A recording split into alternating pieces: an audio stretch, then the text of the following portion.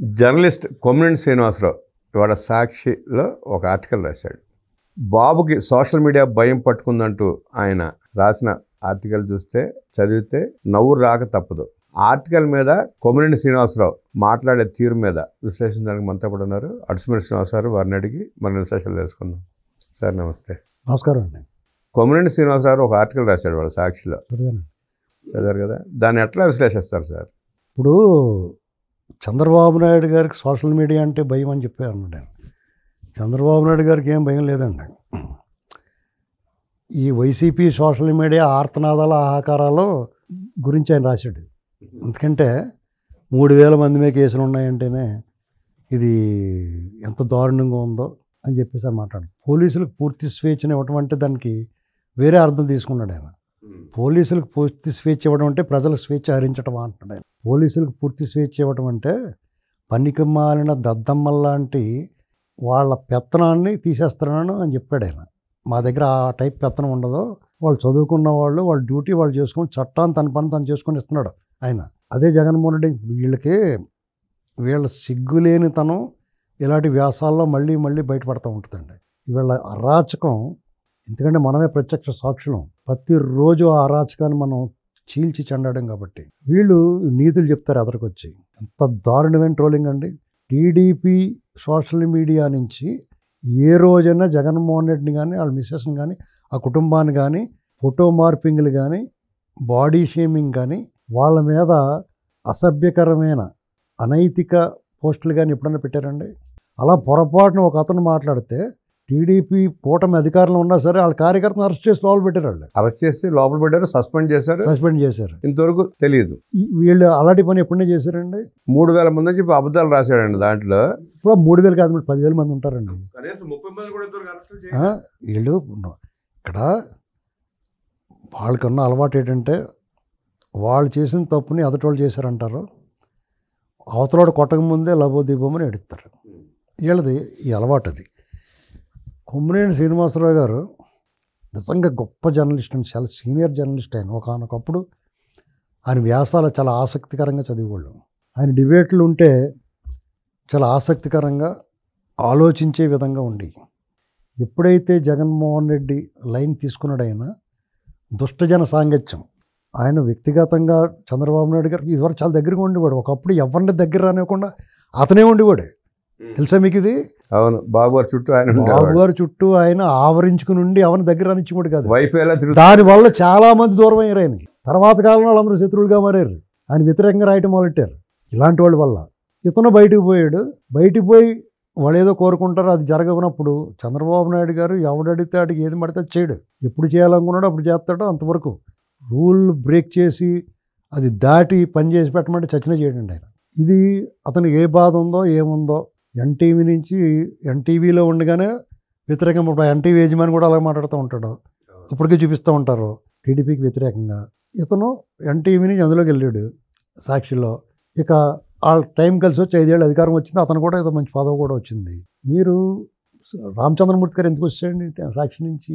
ఇలాంటి వికృత చేష్టల్లో దానికి అనుగుణంగా తందన అనలేక బయటకు వచ్చాడు ఆయన జర్నలిస్ట్, నికార్సైన నీతివంతమైన జర్నలిస్ట్ ఆయన. ఇతనేం జర్నలిస్టు అడ్డగోలుగా. ఇప్పుడు ఒక ప్రాంతాన్ని వేసేయాలని మాట్లాడుతుంటే సిగ్గు లేకుండా సమర్థించుకున్నవాడు, కూర్చోబెట్టి మాట్లాడించినవాడు, మా మీద దమనకాండ చేస్తున్నారని చెప్పేసి మాట్లాడినాడు. తోలు తీయకుండా ముద్దెట్టుకుంటారని ఇష్టం నోటికి వచ్చినట్టు మాట్లాడితే ఏంటండి? మార్పింగ్ పుట్టినట్టు ఇవాళకే మానేరా? అధికారంలో కోల్పోయిన తర్వాత కూడా మీకు ఆ బలుపేట ఆ వదరపోతాను ఇతర దేశాల నుంచి మాట్లాడేవాళ్ళు, అది సమ్మగా ఉందా మీకు? తప్పురా, మనం అలా మాట్లాడకూడదని మీరు ఒక ఆదేశాలు ఇచ్చు కదా. చంద్రబాబు నాయుడు గారు ఏనాడన్నా ఆయన సమక్షంలో ఇతరులని కించపరుస్తుంటే ఆయన ఎప్పుడైనా ఎంకరేజ్ చేశాడా? మీ జగన్మోహన్ ఎర్రిమొఖముడు ఎన్నిసార్లు ఎంకరేజ్ చేశాడు? తిట్టమంటున్నాడని చెప్పాడు, పైగా చెప్పించాడు. ఉమారెడ్డి వెంకటేశ్వర్లు వచ్చి చెప్పాడు రోజాతోటి తిట్టమంటున్నాడని. మీరు అతటోళ్ళు నీతులు చెప్పి ఆర్టికల్స్ దండగా ఏంటండి ఎక్కడ చెప్పేటప్పుడు కొంచెమన్నా నీతి నిజాయితీ ఉండాలి. ఎదటివాళ్ళ పట్ల అసభ్యకరమైన పదజాలం వాడకూడదు, అన్పార్లమెంటరీ వాడకూడదు, మార్పింగ్ ఫోటోలతోటి బూతులతో రెచ్చిపోకూడదు, కొంచెమన్నా ప్రజాస్వామ్యంగా ఉండాలి. దొంగతనాలు చేసాడు, దొంగడైతే అయ్యాడు, బుడం దొబ్బేసాడు. కనీసం మిగతాయన్నా పాటించాలి కదా మీరు. మొన్న అసలు సాక్షి కానీ ఆ ఛానల్ కానీ ఎవరి దయాదాక్షిణ్యాలతో బతుకున్నా ఇప్పుడు కోర్టు న్యాయస్థానం మీ బతుకు తెరువు పోకూడదు, పొట్ట కొట్టకూడదని వదిలింది. అదే వీళ్ళు చెడ్డోళ్ళు అయితే ఏం చేస్తారు, మిమ్మల్ని ఎన్నో ముయింతారు. అదే జగన్ అయితే ఆ ప్లేస్లో ఉంటే ముయింతాడు. ఏబిఎన్ కానీ TV5 కానీ ఈటీవీ కానీ రాకుండా ఎంత అడ్డుకున్నాడండి అతను. వాళ్ళందరినీ పిలిపించి చెప్పారు వాళ్ళకి, అసెంబ్లీ వాళ్ళందరినీ ఇలా పని చేశారా, చేస్తే ఇలాంటి వార్తలు ప్రచారం చేసేవాడు కదా. అలా కాదండి, వీళ్ళు అంటే మన చేతిలో పేపర్ ఉంది ఏదో ప్రచారం చేద్దాం. సోషల్ మీడియా అంటే చంద్రబాబు నాయుడు గారు భయం ఏంటండి అసలు. టీడీపీకి ఉన్నదే సొంతంగా ఒక సోషల్ మీడియా ఆర్గనైజ్డ్గా ఏం లేదు, కార్యకర్తలు స్వచ్ఛందంగా పనిచేస్తారు వాళ్ళు. మీరు డబ్బులు ఇచ్చి పని చేయించుకుంటున్నారు. వాళ్ళందరికీ లైక్ కొడితే ఎంత, కామెంట్కి ఎంత, లేదా ఇలాంటి పోస్టులకి ఎంత అని ఓపెన్ అయిపోయింది కదా అంతానే. ఆ case fibre net GV Reddy తీసుకొచ్చిన దాన్ని ఫైల్ వీళ్ళు ఎందుకు వదిలేరో తెలియదు. అలా వదలబట్టి ఇలాంటి మాటలు మాట్లాడుతున్నారు. రామ్ గోపాల్ వర్మకి మీ బాబు సొమ్మని ఇచ్చారా, యాత్ర సినిమా చేస్తే శవయాత్ర సినిమా, ఆ పాదయాత్ర సినిమాకి ఆ 5 ఏళ్ళు సోషల్ మీడియాలో పనిచేసిన అందరికి ఫైబర్ నెట్, డిజిటల్ కార్పొరేషన్ కుమ్మేశారు కదండి. దాని ద్వారా జీతాలు ఇచ్చారు. ఇంట్లో పని వాళ్ళకి, డ్రైవర్లకి అందరికీ తీసుకెళ్లి డబ్బులు ఇచ్చుకుని, అన్ని గవర్నమెంట్ డబ్బులు, వాళ్ళ ఇంట్లో వీళ్ళు దొబ్బిన డబ్బులు లెక్క పెట్టడానికి సమోసాలకి మసాలకి 3 కోట్లు 4 కోట్లు ఖర్చు పెట్టారు వాళ్ళు. ఏంటండి వీళ్ళు నీతి కవర్లు చెప్తారా. ఈ సాక్షి పేపర్ అమ్మాలనేటువంటి కండిషన్ పెట్టారు వీళ్ళు వాలంటీర్లకి, సచివాలయం సిబ్బందికి. నేను ఈ ప్రభుత్వం మారిన కొత్తలో అంటే 19 అక్టోబర్లో నేను లేపాక్షి వెళ్ళానండి. మేము కూర్కి వెళ్దాం అనుకున్నాం మా ఫ్రెండ్స్ అంతా కలిపి. ఆందివే లేపాక్షి వెళ్ళి చూసుకుని వెళ్దామని ఆందివే లేపాక్షి వెళ్ళి ఒక రోజు స్టే చేసాం అక్కడ. ఏపీ టూరిజం దాంట్లో. అక్కడ పేపర్ కావాలంటే జ్యోతి కానీ ఈనాడు కానీ లేవు, సాక్షి పేపర్ ఉంది. ఇదేటయ్యా జ్యోతి ఈనాడు ఉండాలి కదా, గవర్నమెంట్ కదా, 3 పేపర్లు పెట్టాలి కదా అంటే ఆ 2 పెట్టొద్దు అన్నారంటే సాక్షి ఒకటే ఉంది. అన్నీ తీసుకుని ముడ్డు తుడుచుకున్నాను లోపలికి వెళ్ళి. నేను ఒళ్ళు మండిపోయి చెప్తున్నాను నేను. మీరు నీతి కవర్లు చెప్తారా అదరా వచ్చి కరెక్ట్ అన్నది. ఇప్పుడు అక్కడ చేసి తుత్తర పనులన్నీ వాళ్ళు చేస్తారు, ఇప్పటికి గత్తర పనులన్నీ వాళ్ళు చేస్తారు. శవాల మీద విపరీతమైన ప్రేమ. రాబందులకు ఉంటుంది అలాగే, ఎక్కడ శవం దొరుకుద్దని. రాబందులు అంతరించిపోయినా కూడా లేవండి వీళ్ళే. ఏదైనా పొరపాటు జరిగిందంటే మాత్రం రయ్యమని వచ్చేస్తారు. వాళ్ళు తప్పు చేసి కూడా ఎదుటోళ్ళ మీద మాట్లాడుతూ ఉంటారు. ఇంత దారుణమైన దానికి కారణం ఏంటి, ఇంకా కొరడా జులిపించకే. నిజంగా కనుక ఇప్పుడు కొమ్మినేని శ్రీనివాసరావు రాసినట్టుగా వీళ్ళు చేసి ఉంటే నువ్వు ఈ ఆర్టికల్ ఎక్కడ రాస్తావు, నువ్వు జైల్లో కూర్చుని. అదే ఆ వ్యాసంలో రాసే రెడ్ బుక్ రాజ్యాంగం నడిపిస్తున్నారని రాశాడు. ఆ రెడ్ బుక్ ఓపెన్ చేస్తే కొమ్మినేని శ్రీనివాసరావు మాట్లాడడానికి అవకాశం కదండి. వాళ్ళు కఠినంగా వ్యవహరిస్తే ఇతను ఏం చేసేవాడు తెలుసా అండి. జైల్లో కూర్చుని స్వాతంత్రం రాకముందు వీళ్ళు జైల్లో పెట్టినప్పుడు బ్రెడ్ పాలు ఇచ్చేవారంట. ఆ బ్రెడ్ చిన్న ముక్క గొయ్యి పెట్టుకుని ఆ పాలు అందులో పోసుకుని ఓ పుల్ల ముక్కతోటి తీసుకుని పేపర్ మీద రాసివ్వరంట. ఏం రాసిరో కనపడకుండా, తర్వాత ఇలా వేడి చేస్తే కనపడతాయి ఎక్స్ట్రాలో. ఏంటండి ఆ పని చేద్దు నువ్వు. ఈ వ్యాసాలన్నీ జైల్లో కూర్చుని రాసుకుందు నిజంగా వీళ్ళు కఠినంగా ఉంటే. నువ్వు ఒక ప్రాంతం వేసిలంటేనే నిన్ను నీ వ్యవస్థలు కూడా వదిలేసినాయి. నిన్ను ఎలావయా పర్లేదు ఫోటో రాసుకుని ఇంటికి వెళ్ళని. నాకు 70 ఏళ్ళు అంటే ఏడుస్తే వదిలేసినాయి. అదే జగన్మోహన్ రెడ్డి వదిలేడా? ఏ తప్పు చేయకపోయినా 73 ఏళ్ళ వయసు ఉన్న చంద్రబాబు నాయుడు కానీ 53 రోజులు పడినారు. ప్రతిరోజు అడ్డుకున్నారు, పీటీ వారెంట్లు వేశారు ఆయన మీద. ఇసుక ఫ్రీగా ఎత్తే అది తప్ప, కేసు వేయటం. రింగ్ రోడ్ లేకుండా రింగ్ రోడ్ మీద కేసా? బుద్ధి ఉందా మీకు? అలాంటివన్నీ మర్చిపోతారా? అంటే ప్రజలు మర్చిపోయారు అనుకుంటున్నాడు. ఏమి మర్చిపోరు, మీరు అలాగే మాట్లాడండి. మళ్ళీ మీకు దరిదాపుల్లో జీవితం వార్ధక్యం వచ్చింది, జీవితం చివరి సమయం. ఇప్పుడైనా మంచి మాట మాట్లాడాలా. ఇప్పుడు జీవితం అంతా పచ్చిబూతులు మాట్లాడి ఎప్పుడు తప్పుడు పనులు చేసి తప్పుడు మాటలు మాట్లాడినాడు. వాడు చనిపోయేటప్పుడు కుటుంబం ఏం చేద్దంటే ఇప్పుడైనా మంచి మాట మాట్లాడిద్దామని నారాయణ అనమంటారు. ఆడు అంటావు చచ్చిపోయేటప్పుడు నారాయణ అనమంటే నారా అని చచ్చిపోయి వీళ్ళు అదే పనిలో ఉంటారు.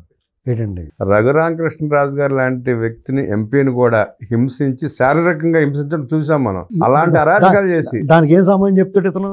మాట్లాడు చెప్పడు. ఇప్పుడు రఘురామకృష్ణరాజు గారిని తీసుకెళ్ళి ఒక మనిషిని ఎద్దులాంటి 2 గడ్డి మేట్లు ఒకేసారి తినేసే ఎద్దు ఉంటుంది, బాగా బలిసిపోయి అలాంటి ఎద్దులాంటి తీసుకెళ్ళి కూర్చోబెట్టారు. ఏంటండి ఆయన కొడతాం అంతా వీడియో తీసి చూపించారు అతనికి. అసలు నేనే వచ్చేస్తాను అంటే కూడా అతనికి తప్పురా బాబు నువ్వు రాకూడదు అన్నారంట. ఇప్పుడు అక్కడ ప్రకాశం బ్యారేజీ దగ్గర ఆపి ఫోన్ చేశారంట, ఎక్కడ తీసుకెళ్ళాలి అప్పుడు దాకా చెప్పలా. వాళ్ళ ఇంటికి తీసుకురమ్మన్నారంట కళ్ళకి అంతలు కట్టి. అసలు అంత కసి ఎందుకండి జగన్ రెడ్డి తనే కొట్టాలని. ఇప్పుడు ఆయన సలహా ఇచ్చాడు ప్రభుత్వం, అతన్ని ఫినిష్ చేసేయమన్నాడంట. సలహా ఇస్తేనే ఆ స్టేజ్కి వచ్చేస్తాడా? అతన్ని ఫినిష్ చేసేయమన్నాడంట. అప్పుడు సునీల్ కుమార్ తర్వాత ఒప్పుకోలేదు, ఎందుకంటే ఆ పీకల మీద తెచ్చుకోరు కదా. టీటీడీ గురించి సలహా ఇచ్చినందుకే కదా అంత అరాచకం చేస్తారు. అసలు మామూలుగా కదా, అతని బెయిల్ రద్దు చేయమన్నాడండి. అతనికి ఏం పెట్టారంటే ఒక డీల్ అన్నీ వదిలేసి వెళ్ళిపోవాలి, రాజకీయాలు వదిలేయాలి. ఈ డీల్ మాట్లాడటానికి జైల్లో పెట్టి మాట్లాడదామని చూశారు, లేదంటే చంపేద్దామని. ఎక్కడా సాగనివ్వలేదండి. దాని గురించి మాట్లాడితే కొమ్మినేని శ్రీనివాస్ అయినా లేకపోతే ఇంకొకడైనా అరాచకాల గురించి దుర్మార్గాల గురించి మాట్లాడే ముందు రఘురామకృష్ణరాజు గారిని, అచ్చెన్నాయుడు గారిని, దిగులపల్లి నరేందర్ గారిని, దేవినేని ఉమా గారిని ఈ అరెస్టుల గురించి మాట్లాడి, చంద్రబాబు నాయుడు గారి అక్రమ అరెస్ట్ గురించి మాట్లాడి అప్పుడు ఏదైనా మాట్లాడండి. అర్థమైందా? వంగరపుడు అంత స్త్రీ అని కూడా వదిలిపెట్టకుండా కేసులు పెట్టి చాలా దారుణంగా హింసించారు కదండి వీళ్ళు. ఈ అరాచకాలు ఉట్టినా, ఈ పాపాలు ఉట్టినే పోతాయి, దాన్ని సమర్థించినట్టు కూడా తగులుకుంటాయి పాపాలు. మేము ఉన్నాం అనుకోండి, ఈ ప్రభుత్వానికి అనుకూలంగా మాట్లాడి ఈ పార్టీలు అధికారంలో రావాలని కోరుకున్నాం, జగన్మోహన్ రెడ్డి తోలు తీసి ఎండేసాం. ఇవాళ కూడా వీళ్ళు తప్పు చేస్తూ ఊరుకోం. కాలుతున్న వీడియో ఒకటి ఉంటుంది చూసుకోండి, ఎవరిని తప్పు చేస్తే అలా మాట్లాడాను. మీకు నిజాయితీ ఇచ్చే ధైర్యం ఉంటుంది. ఆ మాటలో సూటిగా వాడిగా తగలాలంటే, ధైర్యంగా దమ్ముగా దానికి ఒక బలం రావాలంటే నిజాయితీ ఉండాలి. తప్పుని చెప్పగలగాలి. మీరెందుకు ముసుగు డబ్బులు తీసుకుని మాట్లాడుతున్నారు? నేనున్నా నేను డబ్బులు తీసుకున్నా కానీ తప్పు మాట్లాడను, గుర్తుపెట్టుకోండి. నిజాయితీగా ఉండాలి కదా. అలా కాదండి, నాకు డబ్బులు ఇచ్చినా కానీ అలాగే మాట్లాడుతాను. తెలిసిపోతుంది కదా. ఇప్పుడు డబ్బులు తీసుకుని మాట్లాడుతున్నాడు, డబ్బులు తీసుకోకుండా రాస్తున్నాడు వ్యాసం. వాళ్ళు డబ్బులు తీసుకుని కూడా కొట్టలేదు, నేను డబ్బులు తీసుకోకపోయినా కొడతానంటాడు. తప్పట్లు కొట్టలేదు అంటాడు బ్రహ్మానందం ఏదో సినిమాలో. ఏంటండి కింగ్ సినిమాలోని ఫ్యాన్స్ అని వస్తారు వీళ్ళు, వాళ్ళు నాకు డబ్బులు తీసుకున్నారు 10 బట్టి పొరిగిన తప్పట్లు కొట్టలేదు అంటాడు. వాళ్ళు డబ్బులు తీసుకుని కొట్టలేదు, మేము తీసుకోకపోయినా కొడతా ఉంటాడు. అలాగా వీళ్ళందరూ ఊరికే ప్యాకెట్లో జోకర్లాగా, తోలు బొమ్మలాట్లో కేతిగళ్ళలాగా, విదూషకుల్లాగా మారకూడదు. ఇటువంటి రాస్తే అది కామెడీ కింద ఉంటుంది. రఘురామకృష్ణరాజు గారిని పెట్టిన హింసల గురించి, ఆయన మీద పెట్టిన తప్పుడు కేసుల గురించి ముందు మాట్లాడి తర్వాత ఏదన్నా వ్యాసాలు రాయి కొమ్మనేని అంటూ విశ్లేషించిన అర్స్మిల్ గారికి ధన్యవాదాలు తెలియజేస్తున్నాను.